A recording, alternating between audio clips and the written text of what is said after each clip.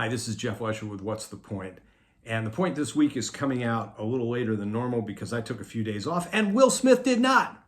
And because we traffic in current events in order to highlight, dramatize, bring to the greatest degree of attention and relevance current events that help us be better people and better leaders in every and all facets of our lives. And so here is the point, and I want to be 100% clear about this.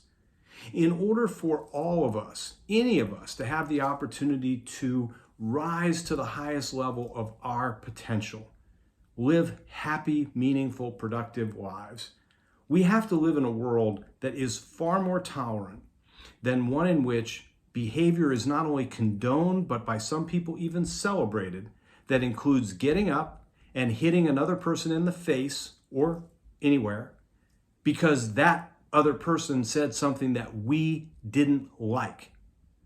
Now, there is a lot of stuff in the background about this situation involving what people knew or didn't know, what they meant or didn't know or didn't mean, what circumstances may have preceded it.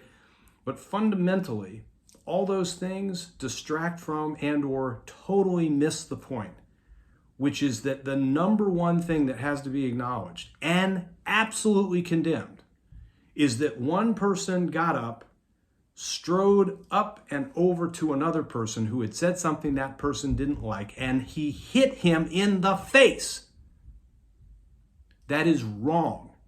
That is the evidence of not only behavior but mindset that is too prevalent in our society today, where the threat of violence or the actualization of violence or both are not only tolerated, but in some quarters celebrated. That a storyline related to this is the man was defending his family. Okay, number one, bullshit, because his family was under no threat. And number two, not appropriately done. There are many ways to defend as necessary, if necessary, and discretion in this case, better part of valor.